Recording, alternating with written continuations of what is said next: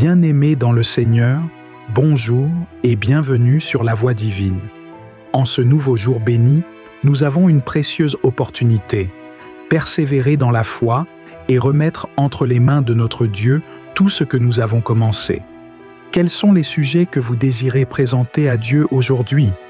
Partagez-les en commentaire afin que nous puissions prier ensemble et les porter devant le trône de grâce.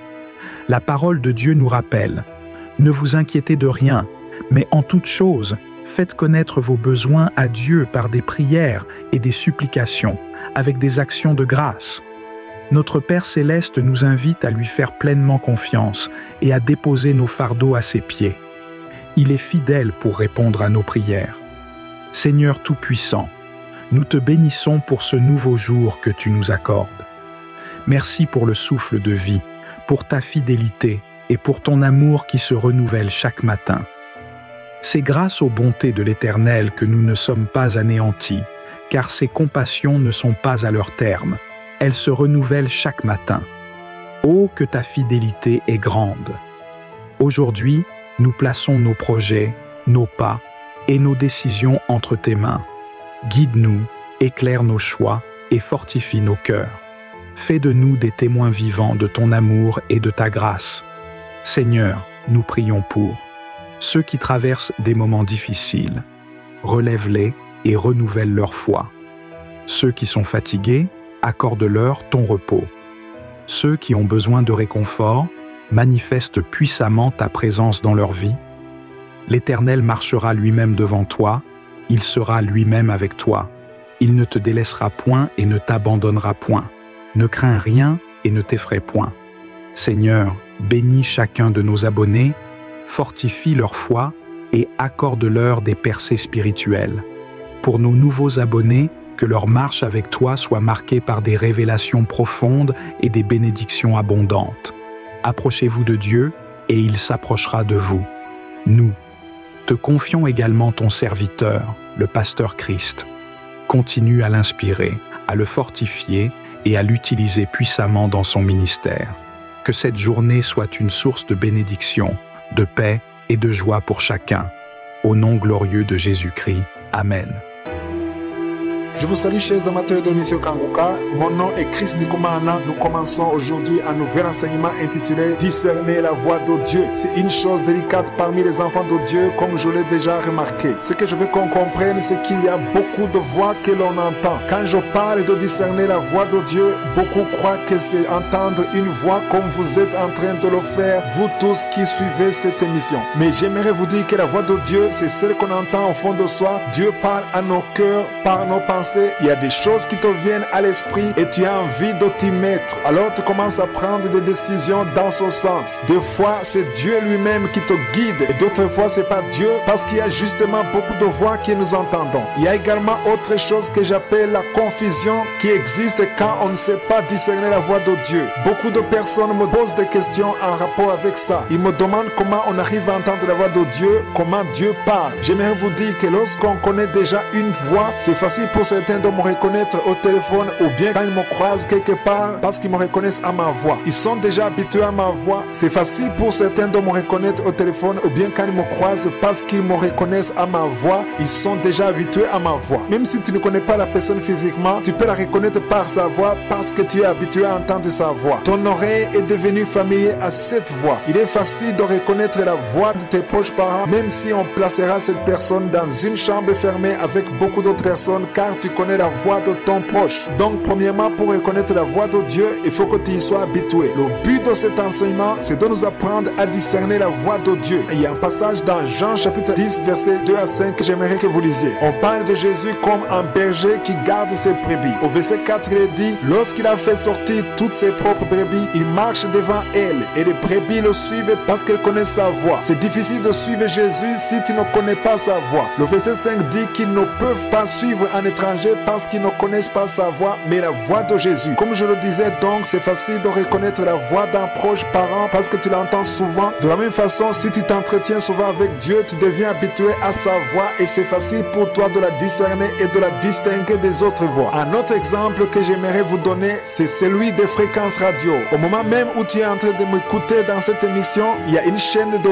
BBC qui est en train d'émettre dans certains endroits du Royaume-Uni. Si tu n'as pas de radio et si tu ne captes pas à une certaine fréquence, tu peux pas connaître ce que la BBC est en train de diffuser en ce moment. Mais même si tu ne sais pas ce dont on parle à la BBC en ce moment, même si tu n'es pas en train d'écouter la BBC en cet instant précis, cela ne veut pas dire que la BBC n'est pas en train d'émettre en ce moment même. Mais pour connaître ce dont on parle à la BBC, il faut savoir capter sa fréquence. Si tu te trompes de fréquence, tu vas complètement ignorer ce qui se dit à la BBC. De la même façon, il est important qu'on sache bien capter la fréquence divine pour pouvoir entendre la voix de Dieu. Mais il y a beaucoup de voix, beaucoup de fréquences. Satan sait comment s'aimer la confusion et c'est ce que nous allons apprendre. Ce sera un long enseignement car je vous montrerai comment le diable sème la confusion parmi les enfants de Dieu, ce qui fait qu'ils ne savent pas discerner quand Dieu parle ou bien ils prennent une autre voix pour celle de Dieu. Je vous montrerai également comment il se sert de nos désirs, de notre nature charnelle et de beaucoup d'autres choses pour nous influencer. Satan se sert de sa ruse et beaucoup d'enfants de Dieu sont tombés dans son piège sans le savoir, pensant que c'est la voix de Dieu qu'ils ont entendue. Nous verrons comment Satan peut se servir d'un chemin identique à celui de Dieu pour accomplir son œuvre. J'aimerais te dire que lorsque Satan voudra t'attaquer, il aura une apparence déguisée pareille à celle d'un ange. Il empruntera un chemin qui n'est pas mauvais en soi et tu vas penser que c'est Dieu alors que ce n'est pas le cas. Si tu ne sais pas discerner la ruse de Satan, il sera facile pour toi de tomber dans son piège. Nous parlerons également des prophéties,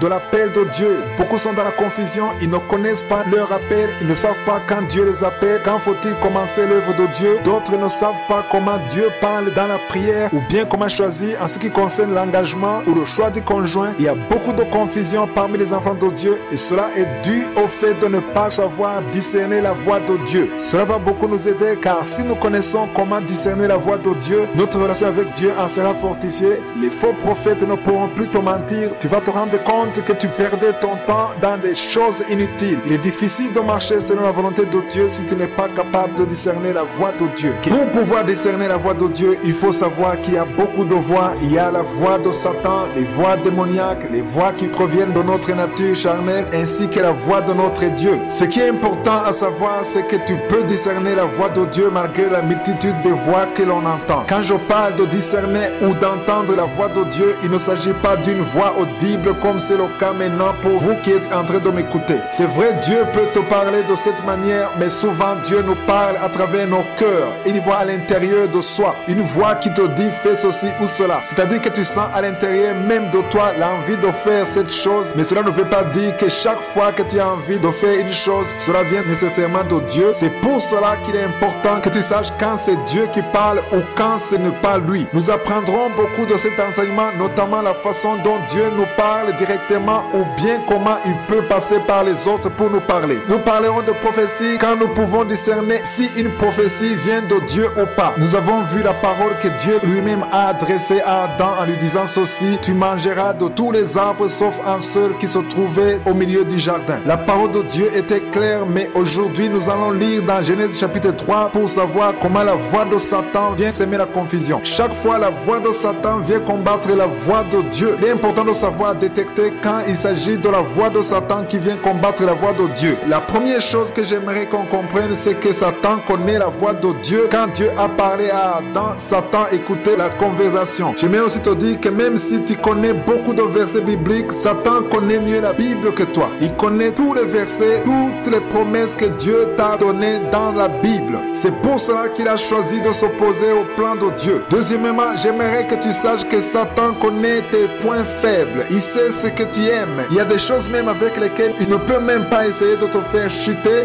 Il peut essayer avec les autres. Cela dépend de tes faiblesses. Il connaît tes points faibles. Il peut soit tenter certains avec de la drogue, les autres avec l'adultère ou bien le meurtre, mais lui connaît parfaitement ton point faible et c'est là qu'il va se concentrer. C'est donc pour cela qu'il faut connaître la provenance de la voix que tu entends. Troisièmement, il connaît nos ambitions charnelles et souvent sa voix est conforme à ce que veut notre chair. Lisons donc comment Satan Satan est passé par le serpent dans Genèse chapitre 3 verset 1. Il est dit, le serpent était le plus rusé de tous les animaux des champs que l'Éternel avait fait. Il dit à la femme, Dieu a-t-il réellement dit, vous ne mangerez pas de tous les arbres du jardin? Cette question n'avait réellement rien à voir avec ce que Dieu avait dit, car il avait dit, tu pourras manger tous les arbres du jardin, mais tu ne mangeras pas de l'arbre de la connaissance du bien et du mal, car le jour où tu en mangeras, tu mourras. Mais Satan lui a demandé si Dieu lui avait interdit de manger tous les arbres du jardin, et Ève lui a répondu au verset 2 et 3 en disant, nous mangerons les fruits des arbres du jardin, mais quant aux fruits de l'arbre qui est au milieu, Dieu a dit, vous n'en mangerez pas et vous ne toucherez point de peur que vous mouriez. J'aimerais vous dire que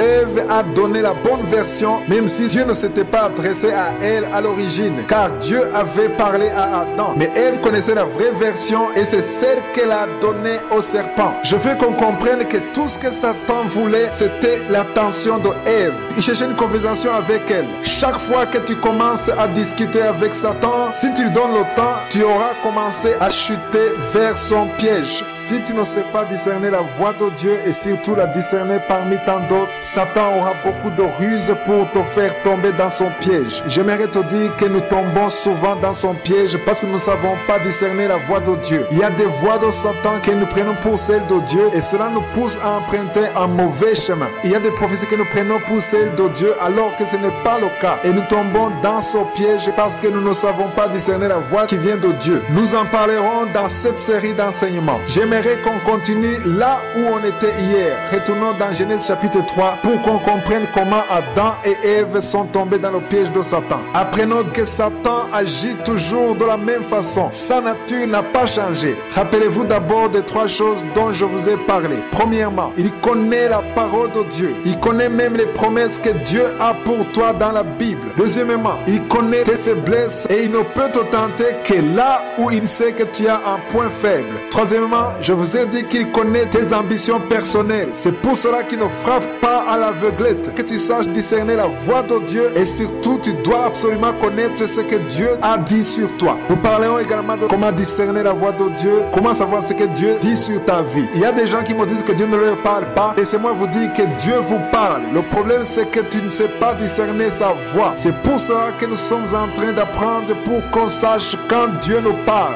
Dieu parle par plusieurs manières, nous le verrons. Nous parlions donc de Genèse chapitre 3 verset 1 à 3. Nous sommes arrivés là où Satan demande à Ève ce que Dieu avait dit et Ève lui a donné la bonne version, c'est même que Dieu avait donné à Adam. Elle a dit que Dieu leur avait interdit de manger et de toucher à l'arbre du milieu du jardin de peur qu'ils meurent. Au verset 4, le serpent lui dit, vous ne mourrez point. Je ne sais pas si vous le comprenez bien. Satan s'oppose toujours à la parole de Dieu. Toujours. Chaque fois que tu entendras une voix contraire à la parole de Dieu, tu n'as même pas besoin de te demander beaucoup de choses. Cette voix provient de Satan. C'est pour ça qu'il faut connaître la parole de Dieu. Il faut lire la Bible. Chaque fois que tu rencontreras un prophète, s'il te dit quoi que ce soit qui n'est pas conforme à ce que Dieu t'a dit, que ce soit dans sa parole ou ce qu'il t'a dit toi personnellement, cette prophétie vient de Satan. Ne l'écoute plus. Parce que toute prophétie qui s'oppose à la parole de Dieu ne vient pas de Dieu. Nous y reviendrons plus tard. Mais ce que je suis en train de vous dire, c'est que toute voix qui s'oppose à la parole de Dieu vient de Satan. Je ne sais pas si vous l'avez remarqué, Ève a donné la bonne version au verset 3, selon ce que Dieu leur avait dit. Mais au verset 4, le serpent lui dit qu'ils ne mourront point.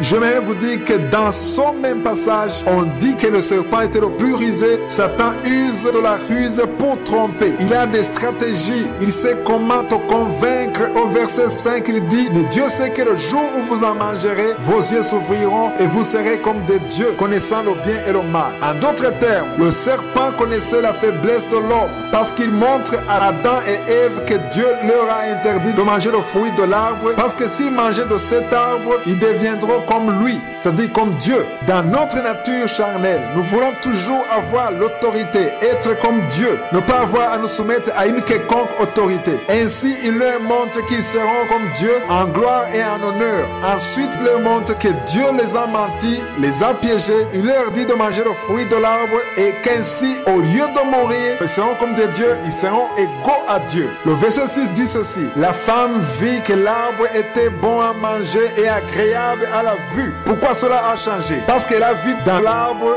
son propre intérêt. Le verset continue en disant que l'arbre était précieux pour ouvrir l'intelligence. De la même façon, aujourd'hui, Satan nous montre la saveur du péché. Si tu fais ça, tu vas mieux te sentir. Si tu voles, tu seras riche, ta vie sera meilleure, tu auras du plaisir, etc.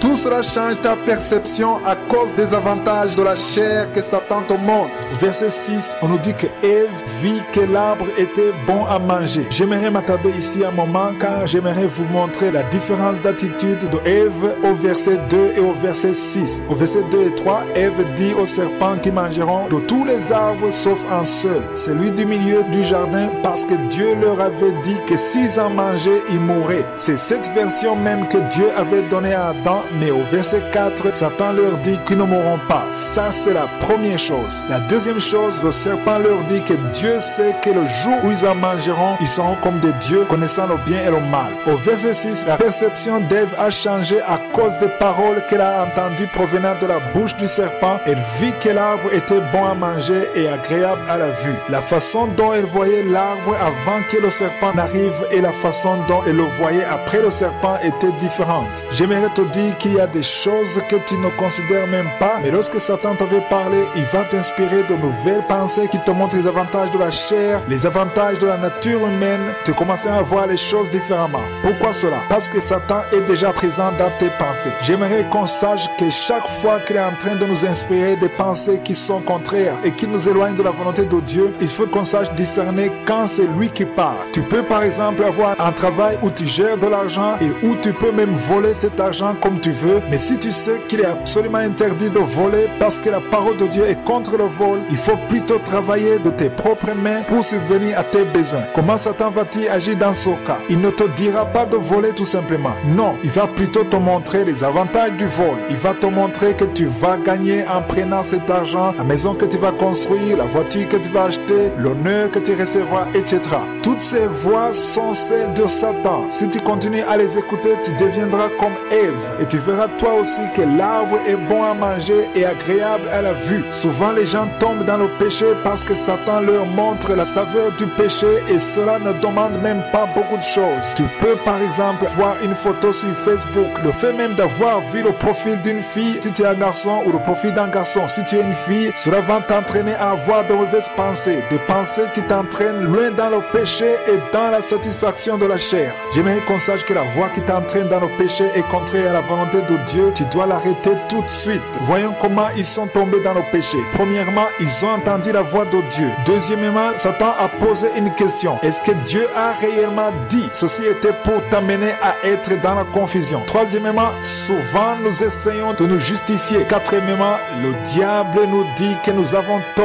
Et cinquièmement, Satan te donne sa version différente de celle de Dieu. Sixièmement, tu tombes dans le péché. Tout bascule donc au troisième niveau quand tu essaies de te justifier devant les pensées de Satan. Il faut que tu saches que quand tu connais la parole de Dieu, tu dois t'attacher à elle. Si Satan vient et qu'il t'inspire des pensées contraires à ce que Dieu dit dans sa parole, tu dois refuser et t'attacher à la pensée de Dieu. N'essaie jamais de te justifier. Je ne sais pas si vous l'avez remarqué, mais Adam et Ève connaissaient la parole de Dieu, mais parce que Satan connaît la faiblesse de l'homme, il leur a montré leur intérêt en s'opposant à la volonté divine. Il nous arrive à nous aussi de tomber dans le péché parce que Satan nous montre l'avantage de commettre un tel acte et nous oublions ce que Dieu dit dans sa parole. Parmi les enfants de Dieu sauvés, beaucoup ne savent pas encore discerner quand c'est Satan qui parle ou bien quand c'est Dieu qui parle. Quand Satan t'entraîne à commettre un acte, que ce soit l'adultère, le meurtre, le mensonge ou d'autres mauvaises choses, il est facile de discerner que c'est lui parce que tu sais à l'avance qu'il n'y a que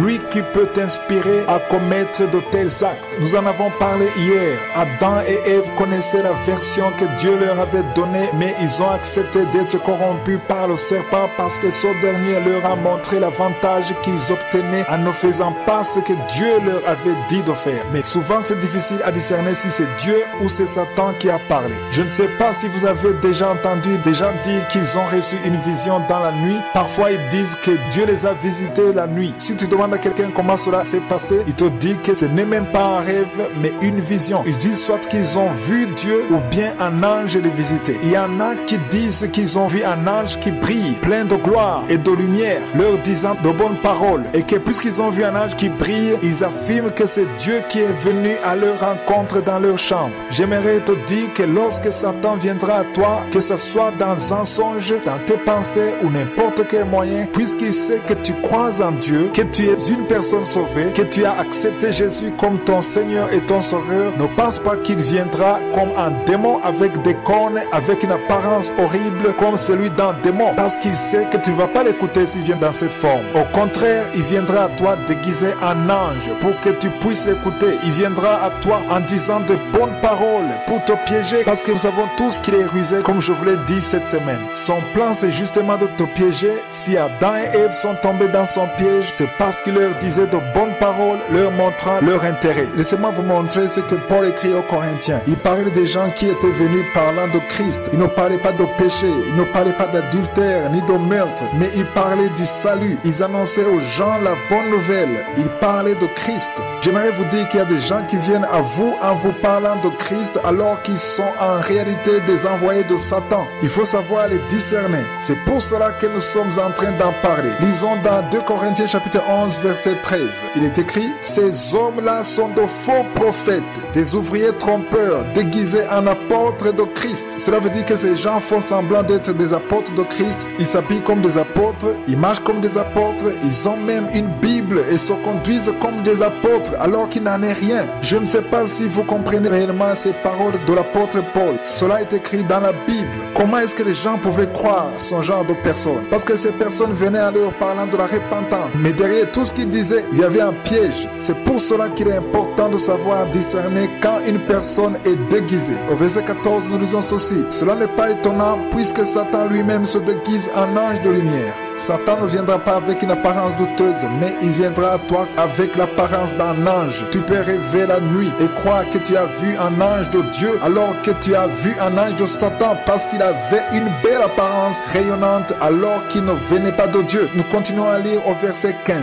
Il est écrit: il n'est pas étrange que ces ministres aussi se déguisent en ministres de justice. Frères et sœurs, il peut venir à toi en te disant de te repentir alors qu'il travaille pour Satan, parce que derrière il y a un piège. Nous en parlerons la semaine prochaine. Je vous montrerai qu'une personne peut venir annoncer la parole de Dieu, demandant aux gens de se repentir alors qu'en réalité c'est un serviteur de Satan. Voici comment se termine le verset 15. Je lis au verset 15 où il est écrit: leur fin sera selon leurs œuvres, parce que ce n'est pas Christ qui les a envoyés, mais Satan, et leur rôle c'est de perdre le peuple de Dieu. C'est pour cela que les chrétiens d'aujourd'hui suivent les yeux fermés les faux apôtres en pensant suivre les ministres de Dieu, et c'est pour cela que j'ai choisi d'enseigner sur cela. Ouvrons nos yeux, sachons discerner la voix de Dieu, le serviteur de Dieu et le prophète de Dieu. Le verset 14 dit que Satan lui-même se déguise en ange de lumière. Le verset 15 dit que cela n'est pas étonnant puisque les ministres de Satan se déguisent en ministres de justice. Lisons maintenant dans Actes chapitre 16 verset 23. Nous n'allons pas lire tous ces versets faute de temps, mais vous pouvez lire calmement après l'émission pour que vous sachiez qu'une personne peut annoncer la bonne nouvelle alors qu'elle n'a pas été envoyée par Dieu. Le verset 16 dit: comme nous allions au lieu de prière, une servante qui avait un esprit de python et qui, en devinant procurer un grand profit à ses maîtres, vint au devant de nous. Le verset 17 dit ceci. C'est Luc qui écrit cela. Il a dit: elles sont mis à nous suivre, Paul et nous, et crier en disant: ces hommes sont les serviteurs de Dieu très haut, et ils vous annoncent la voie du salut. Je ne sais pas si vous comprenez cela. Cette femme était un serviteur de Satan, mais elle annonçait tout le temps aux gens la bonne nouvelle, et disait même que Paul et les autres apôtres étaient dans la vérité et qu'ils disaient la vérité. Elle leur disait de se repentir et d'être sauvés, mais derrière tout cela, elle avait un objectif de Satan. C'est pour cela qu'il est important d'avoir du discernement parmi tout ce que vous entendez comme message. Sachez discerner ce qui vient de Dieu et ce qui ne vient pas de Dieu. C'est pour cela que je dis toujours aux gens qu'avant d'aller chercher des prédications sur YouTube, Facebook, WhatsApp, priez avant tout pour que l'Esprit de Dieu confirme que ce que tu es en train d'écouter vient réellement de de Dieu. Il y a beaucoup de confusion aujourd'hui dans le corps de Christ du fait que les enfants de Dieu suivent tout ce qui vient sans pouvoir distinguer les vrais des faux prophètes. Il dit seulement que la personne parle bien, mais nous devons réellement prier pour que l'Esprit de Dieu nous éclaire afin qu'on sache si la personne qui parle vient réellement de Dieu. Si vous lisez toute l'histoire, on nous dit que Paul ne pouvait plus la supporter et au verset 18, on nous dit que l'Esprit de Dieu a confirmé à Paul que même si la dame annonce la bonne nouvelle, en réalité, elle travaille pour Satan. Il s'est retourné et a chassé le démon qui était en elle. Si vous continuez à lire le verset, vous verrez que les patrons de cette femme se révoltèrent parce que cette femme leur permettait de gagner de l'argent. Ils ont alors pris Paul et Silas et les ont battus parce qu'ils avaient touché à leur intérêt, comme c'est le cas aujourd'hui. Beaucoup de personnes annoncent l'évangile, mais lorsque tu parles d'une chose qui touche à leurs intérêts personnels, ils deviennent automatiquement tes ennemis et se liguent contre toi. Pourquoi est-ce qu'ils deviennent tes ennemis? Parce que tu as touché à leurs intérêts personnels. Il est temps que les enfants de Dieu soient réveillés, que leurs yeux s'ouvrent pour ne pas suivre tout ce qui arrive. Ayons du discernement. Il est important de comprendre, de sélectionner, de savoir distinguer le bien du mal. Comment le sauras-tu? En utilisant la parole de Dieu. Je rends grâce à Dieu pour les personnes qui ont des carnets de notes pour écrire tous les versets bibliques que nous lisons dans Kanguka. Il y a des gens qui, après l'émission, retournent dans leur Bible pour lire et qui écrivent tout ce qu'on apprend dans cette émission. Ils lisent tous les chapitres que je vous donne. Cela est très important car il faut comprendre et méditer la parole de Dieu, parce que si tu es équipé dans la parole, tu ne pourras pas être emporté par tout ce qui arrive. Hier, j'ai terminé en vous disant qu'il y a des enseignements qui peuvent être donnés et qui sont combattus par les gens qui cherchent à protéger leurs propres intérêts. Nous avons vu hier que cette dame qui avait un esprit de python et disait à tout le monde d'écouter Paul et les autres apôtres. Je pense même qu'il y a des gens qui se sont convertis à cause de cette femme. Mais elle avait un objectif, elle avait un but. Et c'est pour cela que Paul, après l'avoir discerné, s'est détourné et a chassé le démon en elle. Ce qui faisait travailler la dame, voyant leurs intérêts personnels menacés, ils se sont levés pour combattre les apôtres. Je rends grâce à Dieu parce qu'il y a beaucoup de jeunes qui sont membres de Kanguka et j'ai appris qu'il y en a beaucoup qui suivent cette émission et je sais qu'ils ont des appels dans leur vie. Toi qui m'écoutes en ce moment et un appel dans ta vie, j'aimerais t'inviter à prier avant de t'engager dans une quelconque œuvre. Commence d'abord par prier, même si tu sens au fond de toi que c'est la meilleure chose à faire. Prie d'abord. N'accepte pas ceux qui t'entraînent là où ils veulent, mais prie d'abord pour que tu saches ce que l'Esprit de Dieu dit à propos de ça. Il y a une parole que j'aimerais vous montrer, c'est dans Philippiens chapitre 1 verset 15. Il est écrit: quelques-uns il est vrai prêchent Christ par envie et par esprit de dispute, mais d'autres le prêchent avec les dispositions bienveillantes. Cela veut dire que la motivation d'annoncer la parole n'est pas toujours bonne. Il y en a qui veulent seulement copier ce que les autres font alors que Dieu n'est pas avec eux. C'est pour cela que je suis en train de parler aux jeunes, aux personnes qui sentent qu'ils ont un appel de Dieu sur leur vie. Priez pour connaître ce que Dieu veut que tu fasses et là où il veut que tu le fasses, ne sois pas entraîné par tout ce que font les autres. N'imite pas ceux qui commencent leurs églises si tu n'as pas cet appel. Aujourd'hui, il y a beaucoup de confusion dans le corps de Christ parce que les gens se basent sur ce qu'ils voient autour d'eux. S'ils voient que ça a marché pour l'autre, alors ils tentent les chances. J'aimerais vous dire que toutes les églises que vous voyez en réalité, toutes ne viennent pas de Dieu. Les églises qui viennent de Dieu sont celles qui ont été créées par ceux qui ont entendu la voix de Dieu avant de créer l'église. Si Dieu t'a dit de commencer une église, fais-le, mais ne le fais pas pour imiter les autres ou bien pour gagner ta vie.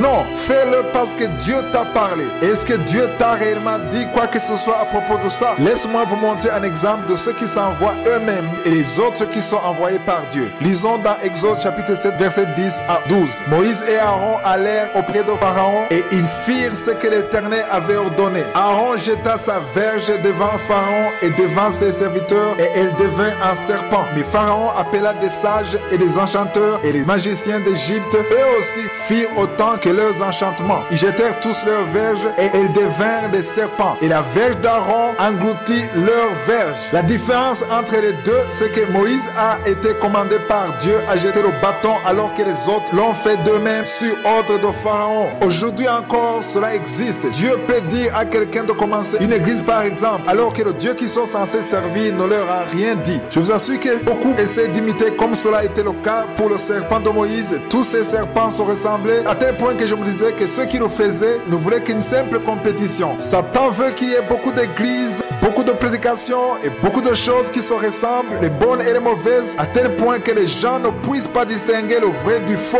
pour que les enfants de Dieu soient piégés. Il est important de prier pour avoir du discernement, pour savoir reconnaître ce qui vient de Dieu. Au verset 12, on nous dit comment reconnaître le serpent qui vient de Dieu. Le serpent d'Aaron a avalé tous les autres serpents. Cela veut dire que Dieu ne laisse pas la confusion durer éternellement. Il arrive à un moment où Dieu confirme ce qui vient de lui et ce qui n'aurait pas. C'est pour cela que j'aimerais dire aux jeunes qui m'écoutent, tu peux imiter une œuvre quelconque, tu peux bâtir une église comme quelqu'un d'autre l'a fait, tu peux prêcher la bonne nouvelle en essayant de copier même les mots que quelqu'un d'autre utilise. J'ai même entendu qu'il y a des gens qui essaient de copier ceux qui parlent en langue. Tu peux bâtir des choses, imiter une personne, parler comme elle parle et même marcher comme elle. Mais tu ne peux jamais imiter son onction. Tu ne peux pas imiter un don qui vient de Dieu. Il est extrêmement important qu'on comprenne. Il y a un réveil qui est en train de se préparer parmi les jeunes. J'aimerais dire à tous les jeunes qui m'écoutent, le réveil c'est vous-même. C'est vous qui allez amener le réveil spirituel. C'est pour cela que je veux qu'on comprenne réellement comment discerner la voix de Dieu. Parce que même si tu as une forte volonté, ce qui est une bonne chose, commence d'abord par prier. J'aimerais tout d'abord lire dans la Bible des mots qui peuvent t'aider à comprendre que tu dois absolument savoir discerner la voix de Dieu. Hier, j'ai terminé en vous montrant comment Dieu a dit à Moïse et à Aaron de jeter le bâton par terre. Et le bâton s'est transformé en serpent. Ensuite, Pharaon a dit à ses magiciens de faire de même. J'étais en train de vous dire que tout ce que le diable cherche, c'est la confusion. Il y a beaucoup d'églises, beaucoup de ministères chrétiens, ce qui n'est pas mauvais en soi, et cela c'est mon avis personnel. S'il y a beaucoup de ministères chrétiens, cela me fait plaisir. Qu'il y a beaucoup d'églises, c'est bien que la bonne nouvelle soit prêchée, mais le plus important ce n'est pas d'avoir beaucoup d'églises, mais les églises qui viennent de Dieu, les ministères qui viennent de Dieu, une parole inspirée de Dieu.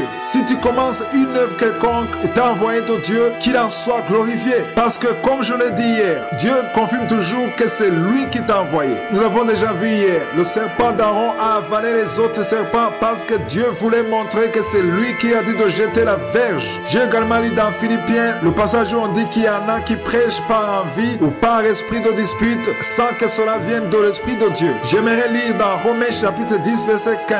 Il est dit, et comment y aura-t-il des prédicateurs s'ils ne sont pas envoyés? Selon qu'il est écrit qu'ils sont bons les pieds de ceux qui annoncent la bonne nouvelle. Est-ce que tu as été envoyé? C'est ça la question. Je vous assure que toutes les personnes qui annoncent la bonne nouvelle n'ont pas été envoyés par Dieu. Si vous allez de temps en temps consulter YouTube, c'est bien car il y a de bonnes nouvelles qui édifient. Mais prie d'abord parce qu'il y a également des prédications de gens qui n'ont pas été envoyés, qui ont leurs propres objectifs et pas ceux de Dieu. Il est important donc de prier avant d'aller télécharger les prédications sur YouTube, sur Facebook, sur WhatsApp. Priez d'abord que l'Esprit de Dieu vous guide. Si tu commences une œuvre quelconque, ne le fais pas parce que quelqu'un d'autre l'a fait. C'est vrai, tu peux être inspiré par le travail de quelqu'un d'autre, mais c'est à l'Esprit de Dieu uniquement, c'est à lui que revient la charge de te guider, et c'est là qu'on reconnaît réellement une personne qui a été envoyée par Dieu. Je le répète, une personne appelée par Dieu est guidée par l'Esprit Saint. Dans tout ce qu'il fait, il écoute d'abord la voix de l'Esprit de Dieu. Cela veut dire que celui qui n'a pas été envoyé par Dieu ne fait qu'imiter les autres. C'est ce que j'appelle du piratage spirituel. C'est un peu comme ceux qui piratent les CD des musiciens et qui vont les multiplier sans leurs accords. Cela veut dire qu'une telle personne n'est pas dirigée par l'Esprit de Dieu, mais il ne fait qu'observer comment il prêche, comment il organise son église, comment il chante à la chorale. La personne veut absolument tout imiter. Je vous assure qu'il ne peut y avoir aucune onction. L'onction de Dieu n'est pas là quand tu ne fais que copier une autre personne.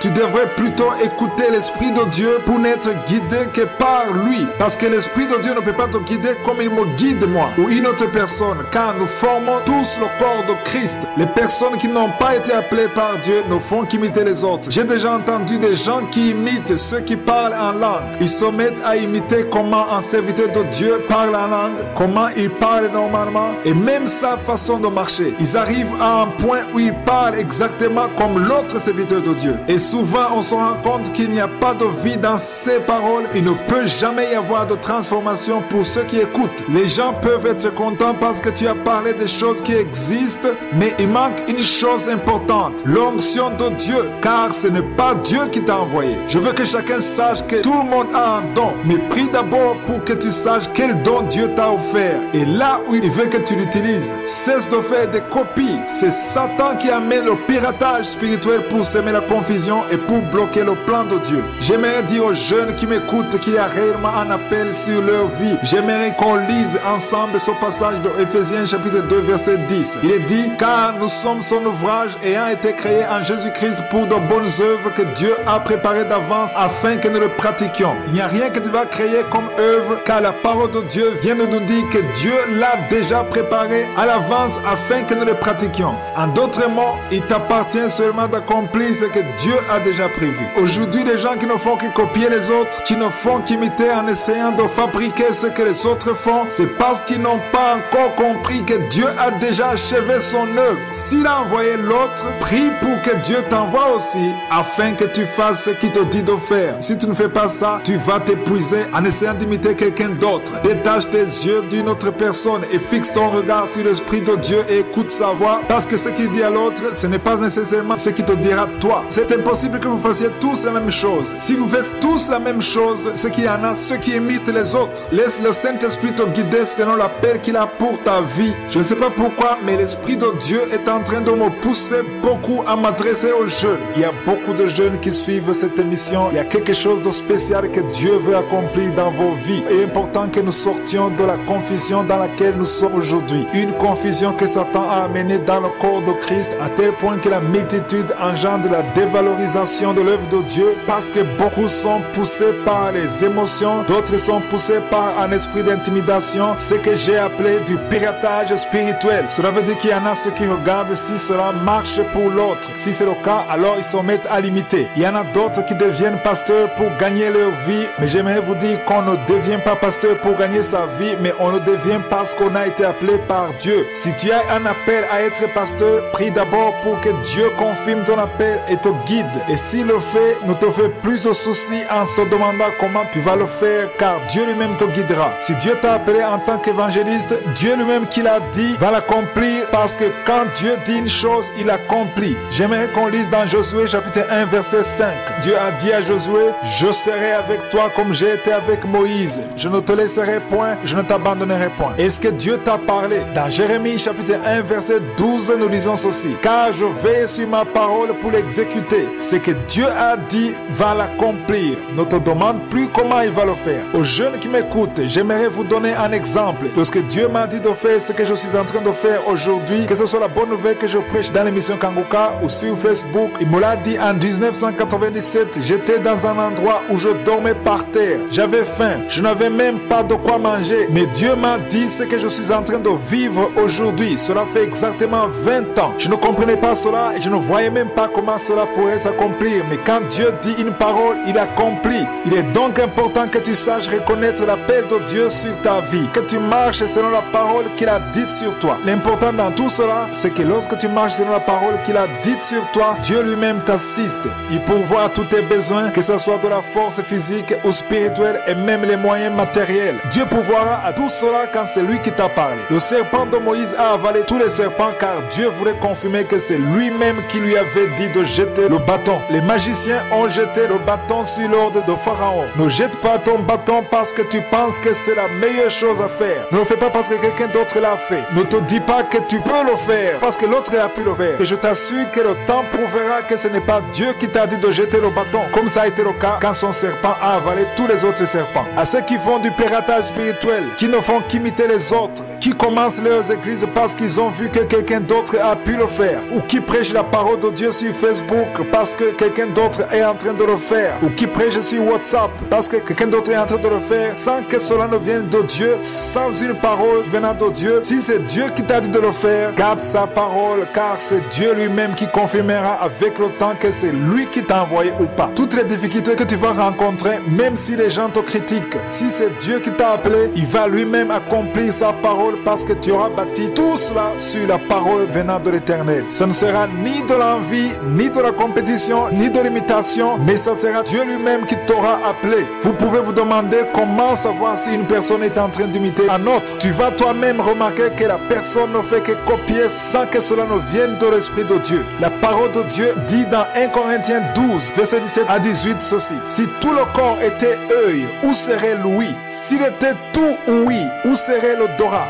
Maintenant, Dieu a placé chacun des membres dans le corps comme il a voulu. Tu ne peux pas toujours vouloir imiter le bras alors que Dieu a voulu que tu sois l'oreille. Sois ce que Dieu a voulu que tu sois pour que nous nous complétions mutuellement en tant que corps de Christ. Il est donc important de marcher selon l'appel que Dieu t'a assigné. J'aimerais dire également aux jeunes qui ne sont pas encore mariés, votre futur partenaire est dans le plan de Dieu. Je le répète, ton partenaire, Dieu l'a prévu dans son plan. Si tu crois à la parole de Dieu qui se trouve dans Jérémie 29:11 qui dit « Je connais les projets que j'ai formés sur vous, dit l'Éternel, projets de paix et non de malheur, afin de vous donner un avenir et de l'espérance. » Dieu connaît tous les projets qu'il a pour toi. Ce n'est pas uniquement l'œuvre de Dieu ou le business, mais c'est également le mariage, ton mari ou bien ta femme. Tout ceci fait partie des projets que Dieu a pour ta vie. C'est pour cela que tu dois prier avant de t'engager pour savoir ce que Dieu dit à propos de ton mariage. Il faut d'abord entendre la voix de Dieu avant d'aller vivre avec ton mari ou ta femme. Le pays a besoin de votre force. De la même façon que Satan cherche à détruire le pays en passant par les jeunes, Dieu aussi cherche les jeunes pour bâtir le pays et son église. Dieu a besoin de votre force, de votre énergie. Il en a besoin pour son œuvre. C'est pour cela que je vous invite à d'abord discerner la voix de Dieu avant de faire quoi que ce soit. Ne faites rien sans avoir entendu la voix de Dieu. Lorsque tu es encore jeune, tu as encore le sang chaud, lorsqu'il y a une personne auprès de toi qui agit comme ceci, tu as envie de l'imiter et faire comme lui. Que cet esprit de copie, de piratage, te quitte.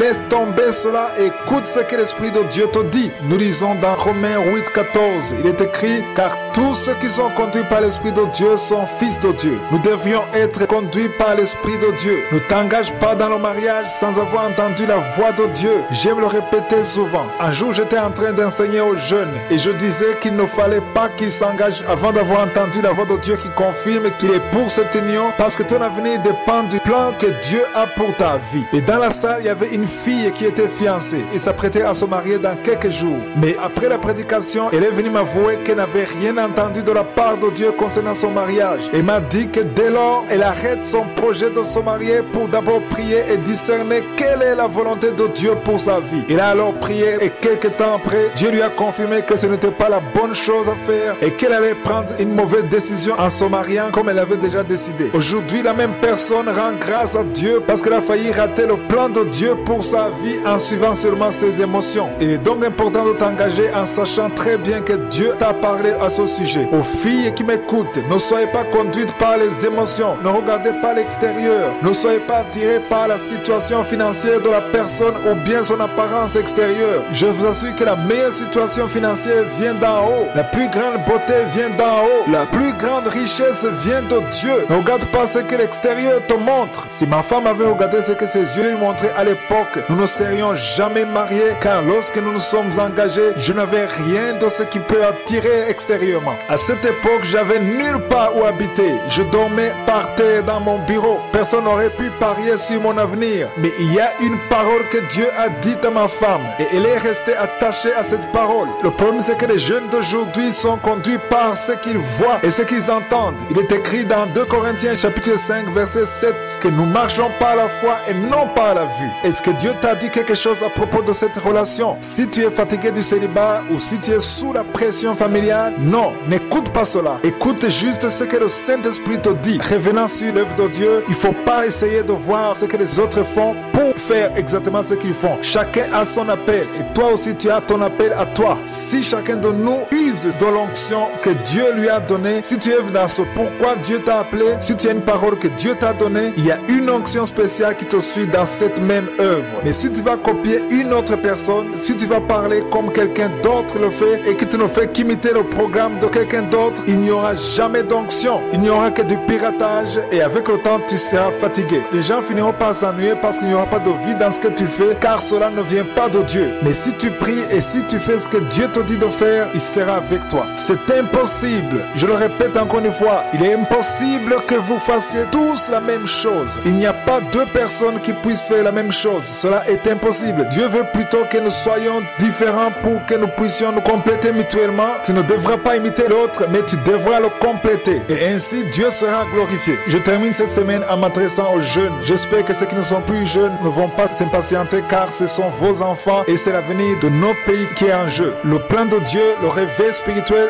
a besoin des jeunes qui ont compris ce que c'est discerner la voix de Dieu. Si Dieu te dit d'arrêter, arrête tout ce que tu es en train de faire, de connecte-toi de toutes tes mauvaises relations, prie et ferme toutes les portes du diable et ouvre toutes les portes de Dieu. Il y a des compagnons qui sont en train de te distraire, qui t'éloignent du plan de Dieu pour ta vie. Si tu fais une prière sincère, Dieu déconnectera toutes tes mauvaises relations. Il va couper tous les liens qui t'empêchent de vivre le plan de Dieu. Il va te guider, t'éclairer, te conduire. Il saisira ta main et te fera arriver à son objectif pour ta vie. Je te souhaite à toi qui m'écoutes étant jeune d'être dans le plan que Dieu a prévu pour toi, car il y a beaucoup de choses que Dieu veut accomplir dans ton pays, sur cette planète, à travers toi. Même si j'ai parlé ces jours-ci aux jeunes selon la direction de l'Esprit de Dieu, nous avons beaucoup parlé de la façon dont nous pouvons discerner la voix de Dieu. Nous avons vu que Satan peut te tromper en usant de la ruse, ce qui fait naître de la confusion parmi les enfants de Dieu qui ne comprennent pas les ruses de Satan. Parfois, ils acceptent toutes les voix qu'ils entendent comme si elles venaient de Dieu, ou bien ils prennent toutes les personnes qui prêchent l'évangile comme venant de Dieu. Nous avons appris que Satan peut se déguiser en ange de lumière. Nous l'avons déjà lu et nous n'allons pas y revenir. On a aussi lu que cela n'est pas étonnant puisque ces ministres peuvent aussi se faire passer pour des ministres de justice. Cela veut dire qu'ils prêchent l'évangile comme tout le monde, mais derrière tout cela, il y a un piège. Il est donc important en tant qu'enfant de Dieu d'avoir les yeux ouverts et surtout être vigilant. Jésus nous a dit d'être prudents comme des serpents et c'est pour cela que nous devrions connaître la parole de Dieu. Je vous demande souvent d'avoir des carnets de notes pour que vous puissiez écrire tous les versets bibliques que nous lisons dans la partie consacrée à l'enseignement. Beaucoup me disent qu'ils le font, certains en sont même au 5e carnet. Il est vraiment important de suivre la parole de Dieu avec intérêt parce que cela va t'aider à être bien équipé à tel point que rien ne pourra te faire peur. Il y a une parole que j'aimerais qu'on lise aujourd'hui dans Job chapitre 33 verset 14. Il est écrit: Dieu parle cependant tantôt d'une manière, tantôt d'une autre, et l'on ne prend point garde. Beaucoup de personnes pensent que Dieu ne parle qu'à travers les prophéties, et cela est vrai en partie, car c'est un des moyens que Dieu utilise pour communiquer sa parole. Mais il y a également d'autres voies par lesquelles Dieu passe. Tu peux écouter une personne prêchant l'évangile et être visité par l'Esprit de Dieu et recevoir la réponse à tes préoccupations. Je me suis rendu compte que nous ne savons pas quand Dieu nous parle, parce que nous ne nous donnons pas la peine de l'écouter. Il est important que l'on sache que Dieu parle parce qu'à chaque fois qu'on l'écoute, on peut l'entendre. Je vous donne un exemple. Tu peux être en train de suivre les informations à la télévision étant seul. Si on te demande ce qu'on raconte, tu peux ne pas avoir de réponse bien qu'ayant les yeux fixés sur la télé alors qu'on parle même une langue que tu comprends. Pourquoi cela? Parce que ton esprit est ailleurs. Tu es en train de penser à autre chose, peut-être même à ton travail ou bien à tes soucis pendant que tes yeux sont fixés sur la télévision. De la même façon, Dieu s'adresse à nous de plusieurs manières, mais il faut que nous soyons attentifs à sa voix. Si tu pries en disant à Dieu que tu veux entendre sa voix, il te permettra de l'entendre. Le jour où j'ai accepté Jésus-Christ comme mon Seigneur et mon Sauveur, j'ai passé presque une année en entendant des gens me dire qu'ils avaient entendu Dieu leur parler, et je me demandais à chaque fois quand Dieu allait me parler à moi aussi.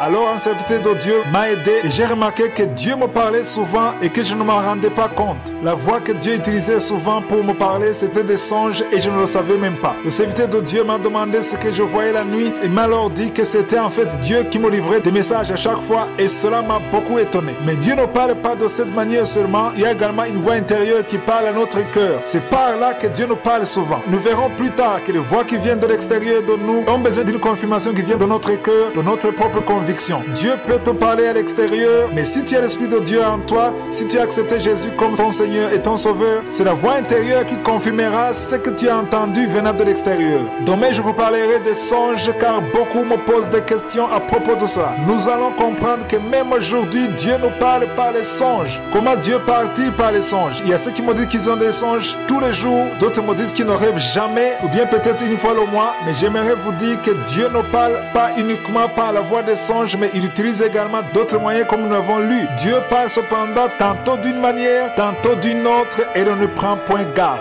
J'ai déjà remarqué que beaucoup sont dans la confusion parce qu'ils ne savent pas interpréter leurs songes. Il y a des songes que tu fais où tu te vois étant dans le bonheur et dans la tranquillité, et d'autres songes qui te font peur. Beaucoup sont confus quand ils voient dans leurs songes des personnes décédées, ou alors des songes où ils voient une situation d'adultère. Il y a des songes où tu vois des situations qui font que tu te réveilles le matin, le cœur lourd de tristesse, et d'autres songes où tu te lèves le cœur joyeux. Avant de parler de bons et de mauvais songes, retournons d'abord dans Job chapitre 33 verset 15. Il est écrit: il parle par des songes, par des visions nocturnes, quand les hommes sont livrés à un profond sommeil, quand ils sont endormis sur leur couche. Il y a ceux qui ne rêvent jamais, mais il y a d'autres qui rêvent beaucoup. Souvent c'est Dieu qui vous parle, mais il faut savoir discerner ce qu'il est en train de vous dire. J'ai entendu qu'il y a des écoles qui enseignent comment interpréter les songes. Ceux qui le veulent paient et apprennent comment interpréter les songes. Mais si je regarde dans ma Bible, il y a une personne qui avait le don d'interpréter les songes. Il s'agit de Joseph. Ce que je pense, c'est que lorsqu'il y a un songe à interpréter, c'est l'Esprit de Dieu seul qui peut te faire comprendre le message de Dieu. Si c'est une personne qui a le don d'interpréter, c'est Dieu seul qui peut donner son don, car chaque don vient de Dieu. Il est donc important de prier pour que l'Esprit de Dieu t'aide à discerner ce qu'il enseigne ou l'apprenne dans des écoles. J'appelle cela acquérir de l'expérience parce qu'ils parviennent à interpréter les songes, mais par expérience. Interpréter par expérience, cela veut dire que tu regardes comment Dieu t'a parlé la fois passée et tu interprètes par rapport à ce que tu as déjà vécu. C'est pour cela que j'invite les personnes qui ont souvent des songes, parce qu'il y en a qui rêvent toutes les nuits ou à chaque fois qu'ils s'endorment, ils ont des songes. J'aimerais vous demander si cela vous arrive souvent d'avoir des carnets de notes pour écrire tous vos songes. Tu verras que si tu pries, Dieu va t'aider à interpréter tes songes. Il va également t'aider à comprendre si cela se passe réellement dans ta vie comme tu l'as vu dans nos songes, parce que souvent on ne se rend même pas compte si le songe se réalise, si on est en train de le vivre dans la vraie vie. Pourquoi cela? Parce que Dieu utilise souvent un langage parabolique, et si tu ne parviens pas à comprendre ce que Dieu est en train de te communiquer, cela devient difficile pour toi. Pendant un moment, ça a été difficile pour moi parce que je ne comprenais pas le langage de Dieu, mais j'ai découvert que Dieu utilise souvent un langage caché qui demande du discernement ou de la révélation pour comprendre ce qu'il veut te communiquer. Parfois, Dieu peut te parler des anges. Avant, je pensais que quand Dieu parle des anges, tu dois absolument voir un ange comme on a l'habitude de le voir à la télévision, tout blanc avec des ailes. Mais je me suis rendu compte qu'au lieu de cela, Dieu utilise parfois des personnes que tu connais comme étant un ange assigné à une telle circonstance de ta vie, ou bien il peut également te montrer un serviteur de Dieu ou une autre personne. Lorsque Dieu utilise une personne pour une même situation donnée, c'est par rapport à ce que représente cette personne dans ta vie. Que représente-t-elle? Ou bien cela peut être également dû au nom que la personne porte, ou à son onction, ou à sa fonction. C'est ce que j'appelle de l'expérience, parce que tu apprends tout cela après avoir vu comment Dieu te parle. Tout cela te sera familier si toi aussi tu prends le temps de penser à chaque détail que tu as vu, d'écrire cela. Si tu ne négliges pas tes songes, ainsi Dieu te permettra de comprendre et de discerner. Il faut toujours prier pour vos songes.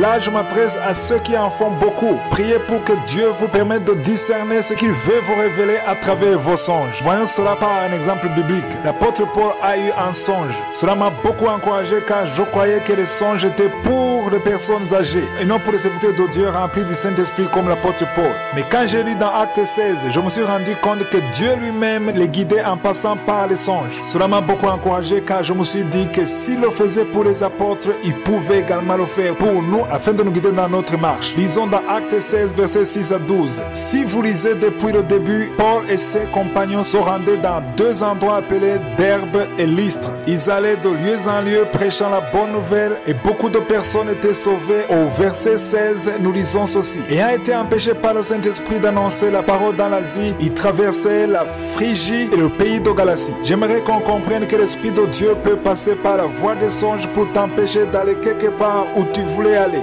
il les a empêchés d'aller en Asie pour qu'ils aillent plutôt dans un autre endroit. Beaucoup de gens me disent qu'ils ont des songes, mais ils ne savent pas comment les interpréter. Je vous ai donné un exemple des apôtres qui étaient en chemin pour prêcher l'évangile et qui furent empêchés d'y aller parce que le Saint-Esprit leur a interdit de le faire. C'est dans Actes chapitre 16, versets 6 à 7. Il est écrit, ayant été empêchés par le Saint-Esprit d'annoncer la parole dans l'Asie, ils traversaient la Phrygie et le pays de Galatie, arrivaient près de la Mysie, ils se disposaient à entrer en Bithynie, mais l'Esprit de Jésus ne leur permit pas. À partir de ce verset, c'est agréable de voir comment le Saint-Esprit leur a interdit d'aller là où ils voulaient aller, et c'est pour cela que les mercredis, je vous enseigne toujours à préparer votre journée. Je vous dis souvent de ne pas quitter votre maison sans avoir prié. Fermez toutes les portes du diable dans la prière et ouvrez les portes de Dieu. Beaucoup suivaient cette consigne sans savoir pourquoi, mais vous voyez maintenant comment cela est important. Dans le verset, il est dit qu'ils ont été empêchés par le Saint-Esprit d'enseigner en Asie. Nous lisons cela au verset 6. Et au verset 7, la Bible dit encore que l'Esprit de Jésus ne leur permet pas d'entrer en Bithynie. Est-ce que c'est le même esprit?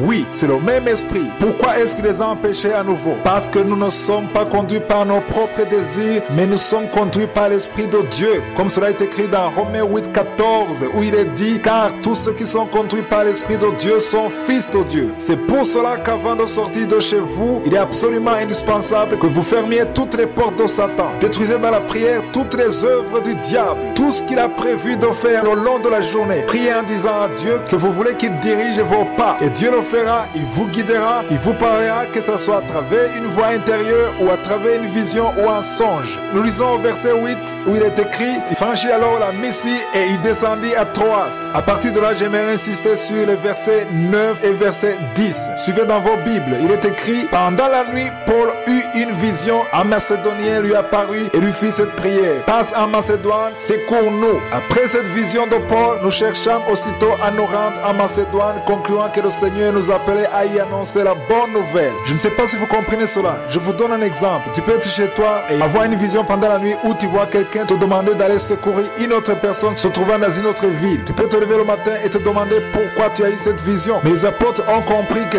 Dieu ne voulait pas qu'ils se rendent en Asie, mais qu'il avait un plan pour la Macédoine. Comment ont-ils compris cela? Comme Paul a vu dans la vision une personne venant lui demander de l'aide, il a alors conclu que Dieu voulait accomplir quelque chose dans cette ville. Au verset 11 et 12, nous lisons ceci. Étant partis de Troas, nous fûmes voir directement vers la Samothrace et le lendemain, nous débarquâmes à Néapolis et de là, nous allâmes à Philippe, qui est la première ville d'un district de Macédoine et une colonie. Nous passâmes quelques jours dans cette ville. À partir de ce verset, j'aimerais vous dire que la ville où Dieu les a conduits, c'est là qu'est née l'église des Philippiens. Vous connaissez tous l'épître de Paul aux Philippiens. Cette église est née parce qu'ils ont suivi la direction du Saint-Esprit à travers le songe que Dieu a donné à Paul. Souvent, Dieu te transmet des messages à travers des songes. Je n'ai pas dit que tout le monde peut discerner les songes, mais il faut prier pour que le Saint-Esprit t'aide à l'interpréter. Il y en a d'autres qui ont le don d'interpréter les songes. Si tu connais une personne qui a ce don, tu peux lui raconter ton songe et la personne pourra t'aider à l'interpréter. Si tu n'as pas ce don, prie pour que le Saint-Esprit te fasse comprendre son message. Souvent, les songes viennent pour nous avertir. Il peut s'agir d'une situation imminente que Dieu veut te montrer pour t'avertir, pour que tu puisses agir en conséquence, parce que Dieu veut te mettre en garde.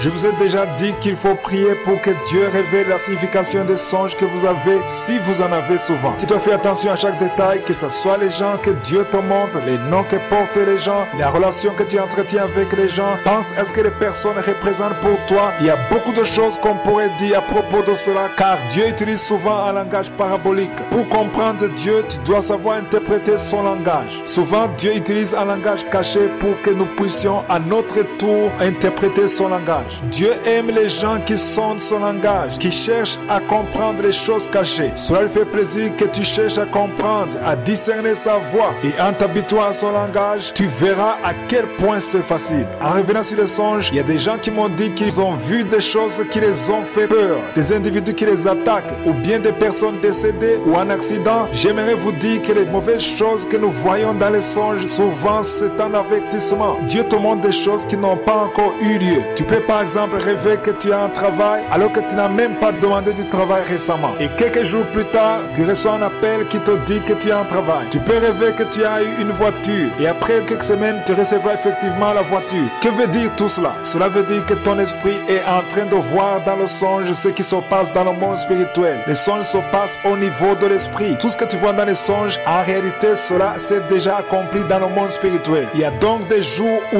Dieu te montre cela pour te révéler des secrets du monde spirituel. Il peut te montrer ce que le diable est en train de préparer. Dieu peut te montrer ce que Satan a déjà préparé tout en espérant que tu pries pour détruire tous les plans de Satan et pour que le plan de Dieu soit accompli. C'est pour cela que je vous demande toujours de sortir de chez vous après avoir prié, après avoir détruit tous les plans de Satan, même si tu ne les as pas vus dans un songe. Tu sais très bien que Satan a des plans pour ta vie et lorsque tu pries, tous ces plans de Satan sont détruits. J'ai déjà vu beaucoup de mauvaises choses dans mes songes qui me seraient arrivées si je n'avais pas prié. Je ne dis pas qu'il ne peut y avoir de problème. Non, Dieu peut laisser cela, mais il y a des problèmes qui ne sont pas dans le plan de Dieu, que Dieu ne veut pas dans ta vie et il te montre cela pour que tu puisses prier afin que tout ce que Satan a prévu soit détruit. Si tu vois donc quelque chose qui te fait peur, ne pleure plus, ne désespère plus, ne te lamente plus, mais prie et détruis tous les plans de Satan sur ta vie. Avant, il m'arrivait moi aussi de désespérer toute une journée parce que j'avais vu dans un songe une personne morte sans qu'il y ait un dessin quelconque, mais seulement parce que je m'attendais à ce qu'une personne de mon entourage meure. Mais j'ai appris que si Dieu montre cela, il faut par contre prier et si c'est la volonté de Dieu que la personne meure, elle mourra sans doute. Mais si ce n'est pas sa volonté, les plans de Satan seront anéantis. Tout ce que tu vois dans tes songes, que cela soit de bonnes ou de mauvaises choses, il faut prier pour cela car les songes vont toujours avec la prière. La prière permettra aux bonnes choses de s'accomplir et détruira tous les plans de Satan. Il y en a d'autres qui me disent qu'ils voient des hommes venir faire des rapports sexuels avec eux pendant la nuit. Si c'est le cas pour toi, donc tu as besoin d'être délivré. Prie et chasse cet esprit et invoque le sang de Jésus pour toi chaque fois que tu veux dormir. Détruis cet esprit qui te visite chaque nuit au nom de Jésus. Ne te lamente plus, ne désespère plus, mais invoque la puissance du nom de Jésus et confesse que cet esprit a été vaincu sur la croix. Et pour les hommes qui se voient en train de faire des rapports sexuels avec les femmes pendant la nuit, faites de même, détruisez cet esprit par le sang de Jésus. Pour ceux qui voient des choses qui les font peur, j'aimerais vous partager un témoignage d'une personne qui est venue me voir pour me demander de l'aide. Elle voyait toujours des serpents, des éléphants, des vers qui l'attaquaient la nuit dans son sommeil. Je lui ai donné une stratégie de prière. Tout ce qu'a fait cette personne, c'est qu'elle a appelé la puissance divine. Elle a alors adopté une vie de prière. Aujourd'hui, elle ne rêve que de bonnes choses et ne voit plus tout ce qui la faisait peur. Je vous assure que tous vos songes qui vous font peur vont disparaître si vous vous mettez à prier sérieusement. Tout ce qui te fait peur ne vient pas de Dieu. Toutes les prophéties qui font peur ne viennent pas de Dieu. Toute prophétie qui te déstabilise émotionnellement ne vient pas de Dieu parce que la peur vient de Satan. Une prophétie qui vient de Dieu encourage, édifie et donne la paix et de l'espoir. J'aimerais qu'on en comprenne tous. Le temps nous fait défaut pour qu'on puisse en parler aujourd'hui. Je continue à en parler demain en vous montrant comment nous devons discerner la voix de Dieu à travers la prophétie. J'ai déjà enseigné sur cela dans Kanguka et je pense que beaucoup d'entre vous ont compris que nous ne devrions pas croire que toutes les prophéties viennent de Dieu